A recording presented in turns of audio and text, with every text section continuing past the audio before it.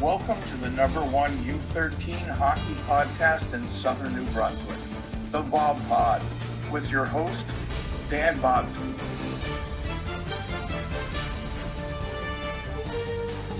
Welcome everybody to the weekly recap of the Bobpod. So we had a few games this week. This was considered week 3 of our league. A lot of us actually had a pretty light schedule. Sussex team only had one game, but let's jump right into it. I'll try to keep it pretty condensed. I think about 11 minutes is probably the right amount for this show. I'm not sure. We'll keep with this format and see how we're doing. If we have something better to talk about, we'll talk about that. I once again don't have any interviews lined up this week. I would like to get one of those. I'll figure out what I want to do with the interviews going forward. But we're going to jump right into things. The first game of this week was on Friday night. It was 7 o'clock in the Gorm Arena. First, big shout out to Fredericton. I once said we're mostly covering the southern 4 teams. Fredericton sending me their game sheets every game. We're playing them all the time. I'm going to have... they're sending me more information than most of the teams around here. So they're going to be well covered. So Friday night, they played Lancaster. It was a 6-2 game. So the first game was by Connolly. So Connolly started them off. It was assisted by Charlie Wall. The next goal was Tucker Godin, or Godin. I've been calling him Godin forever. But Tucker Godin, assisted by Tanner Fulton. And then the third goal of the game. Oh, I think I get this mixed up. So it was Connolly from Charlie Wall. And then it was Grady Duguay from Connor Desjardins and Charlie Wall. And then Lancaster answered back with a goal from Tucker Godin and Tanner Fulton. And then the next goal was Rowan Blackier from Hunter Calhoun. So I think we're all tied up at 2 at that point. But then the Outlander team just started rolling. And they'll do that to you because we just played them the other day too. So Hudson Horncastle from Jace Blythe and Luke Bengay. And then Jace Blythe from William Siddick. And then Jace Blythe from Parker McIntosh and Luke Bengay. And then number 6 was Hudson Horncastle from Lincoln Smith and Parker McIntosh. So Parker McIntosh all over this one. Bengay, Blythe. Seeing some of the same names popping up over and over there. Hampton, they headed up to Edmundston this week. It was their turn to do that. I don't get game sheets from either team, so I know the goal scorers. If you happen to get an assist in that game, you're not going to get much credit. But the first game up there in Edmundston, it was a 3-3 tie, and that was at 12:45 Saturday afternoon. So Cohen Barube scored 1. Bradley Morrison scored 1, and Landon Rankin scored 1. So those are the Hampton goal scorers. I don't have anything from Edmundston. The next game, later that day at 4:45, Hampton played them again. This game was a better win by Hampton. Last game, 3-3 tie. This one, 3-1 victory for Hampton. So the goal scorers there, Ryan Boyce, Ellie Hatfield, and Ethan Fowler. So, moving right along, Ice Dogs went and played Oromocto in Oromocto. This game was at 4:45, same time as that Hampton game. So, we have no goals in the first period.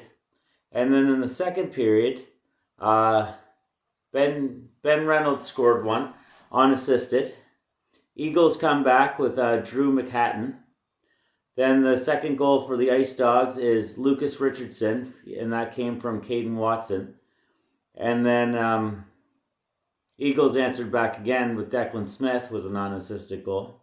And then here the Ice Dogs start rolling. So we're kind of getting into this mode with these Fredericton teams. Both Fredericton teams right now undefeated on the season. So third period, William Bowers from Nolan Harris. The next goal, their fourth goal, Parker Allen from Matthew Richardson. And then their fifth goal was Caden Watson unassisted. So again, a 5-2 final for the Fredericton Ice Dogs over the Oromocto Eagles. And again, those boys are rolling. So the next game was a tight one. November 8th, still Saturday, 5:30.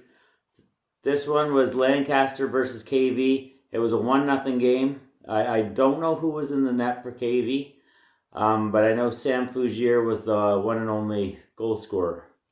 So that was a tight one, tightest game we've seen in this league for a little bit. And then we're jumping right into our game. So this one, again, is going to be well covered because I live stream our games, obviously. There's the games on there.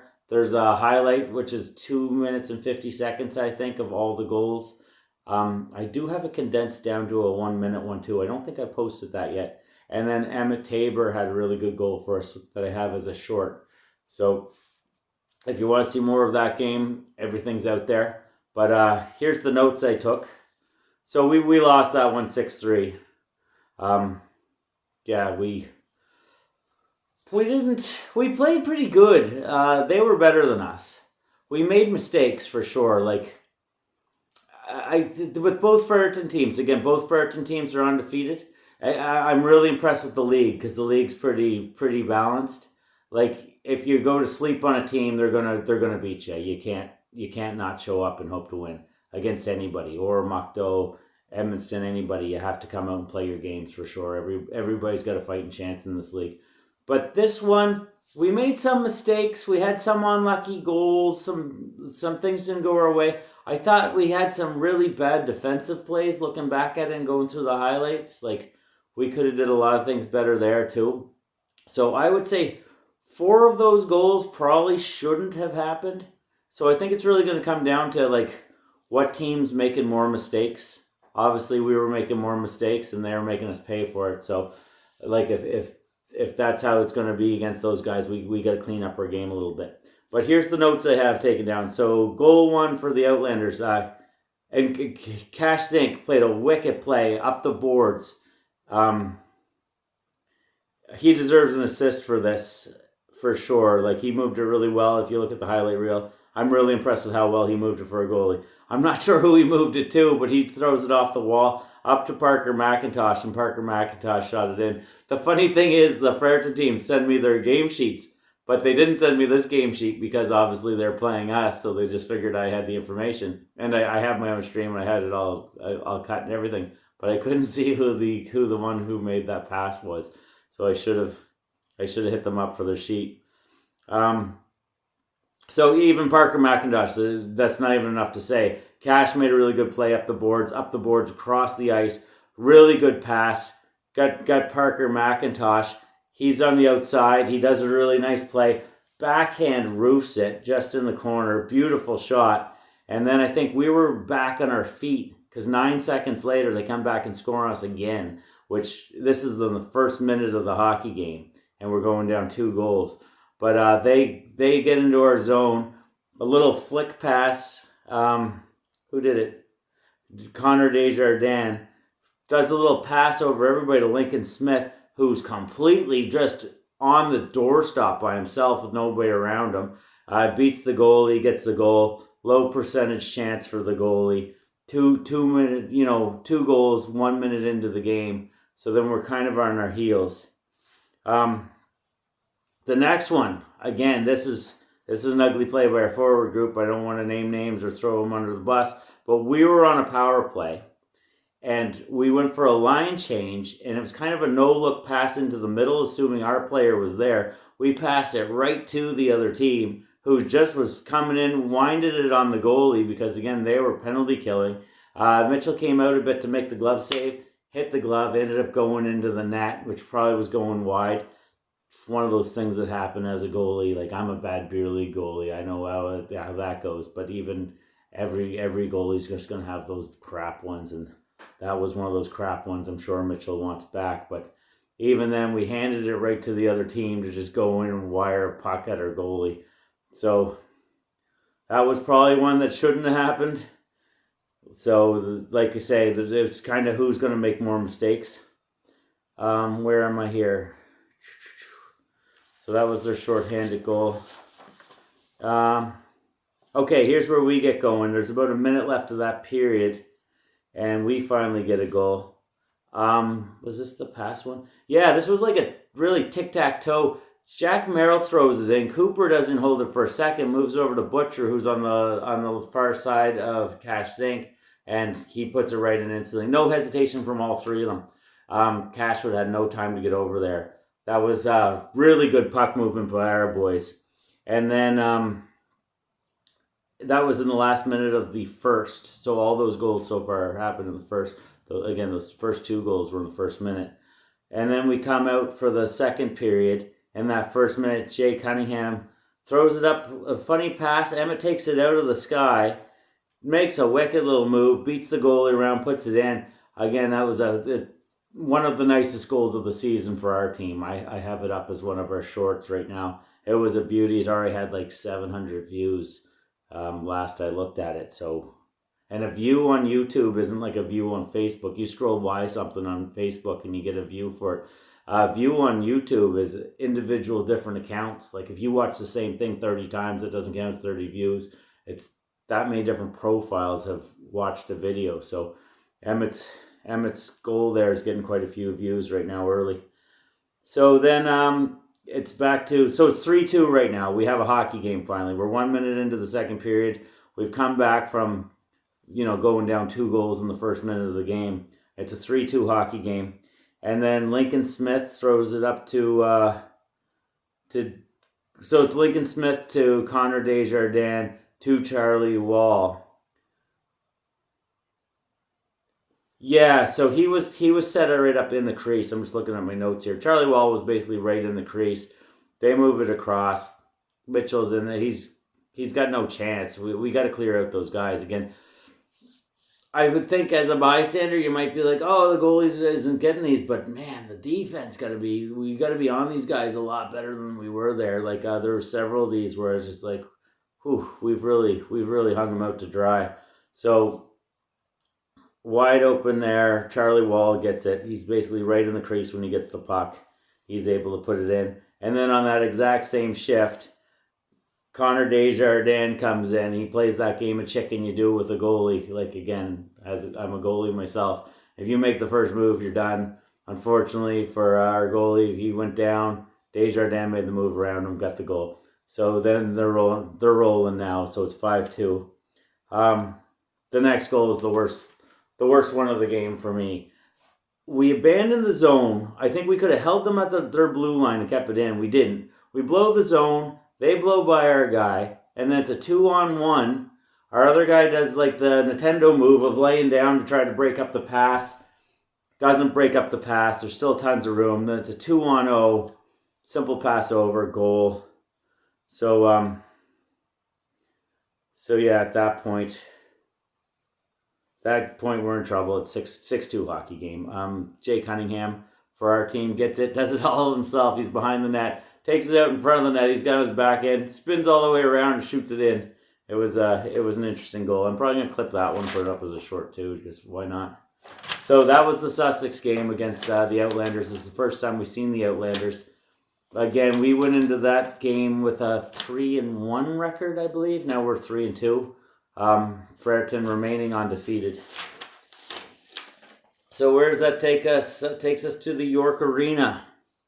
KV went up there to play the Ice Dogs. They had a similar fate as us playing these Fredericton teams.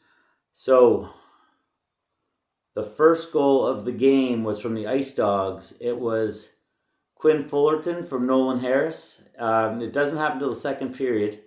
They do the 15-minute periods up there because they get a lot more ice time than us. Just to complain about ice time. So Monday, I'm recording this Sunday night. Monday, the 10th, going into Remembrance Day, we have a practice at 9:15 at night till 10:30 at night with a bunch of 11-year-olds, So that's the kind of ice times we're getting. Just to throw that out there for you Fredericton guys who are a little spoiled with ice time, I think. So they get 15-minute periods up there, and it shows you get a lot longer game. So the Ice Dogs scored with 14:23 remaining of the second period, so just early in the second period. Quinn Fullerton from Nolan Harris. Their second goal back, the Ice Dogs again. So they're 1-0 right now, and here's their second. So Lucas Lettner from Quinn Fullerton and Nolan Harris, the same guys that were in on that first goal. And then the third goal, once again, the Ice Dogs. So it's 3-0 now. Weston Garsh from William Bowers and Ben Reynolds. Fourth one, finally KV comes back. Nolan McGraw from Margaret Mar. So we got a 3-1 hockey game, and that's all KV's going to get out of them. We get into the third period, the fourth goal, William Bowers from Weston Garsh. And then the next one's the exact opposite. Weston Garsh from William Bowers. And then we have sixth goal is Parker Allen from Caden Watson. And that's her. She's wrote. And the penalties, 4 penalties for KV, 2 penalties for Fredericton. And that was it. Those were the games of the week. The week coming up, well, let's go into the standings here. So the Ice Dogs right now lead the league 5-0. 5 wins, 0 losses. Outlanders, 3 wins, 0 losses, 2 ties. KV, they're up on us. They have 3 wins, 2 losses, and a tie. Sussex has 3 wins and just 2 losses. Then we've got 1 less game than them. Edmonton are 2-4-1, 2 wins, 4 losses, and a tie. Hampton 1-2-2. Lancaster 1-3, and Oromocto 0-5. So bringing up the rear. So this week's schedule, what they're calling week 4. We got 7 games on the docket. So Tuesday night, Remembrance Day at the Peter Murray Arena, 7 o'clock. It's the Hampton Huskies versus the Lancaster Thunder. Saturday at the Willie O'Ree Center. Both these teams have an interesting schedule. So Willie O'Ree Center, Saturday, November 15th, 11:15 a.m. It's Edmundston versus the Outlanders. So Edmundston's coming all the way down to Fredericton to play this one hockey game. And then later the day, it's Oromocto versus Hampton at 3:15 in Hampton. At 3:45, we take the ice. No one will be in net. It'll be Sussex versus the Ice Dogs. Top of the league here, Ice Dogs. So that will be a big game for us. And here's what I find funny. So at 11:15 in the morning, Edmundston played the Outlanders. At 6:45 that night, Outlanders are playing in the Willie O'Ree Center again against KV. So doubleheader day, really broken up. One at 11:15 in the morning, one at 6:45 at night. And then here's the funny thing about it too. Sunday morning at 9:45 in the morning, the Outlanders play their third game of the weekend against Oromocto at the King's Arrow Arena. I'm not really sure which one is the King's Arrow.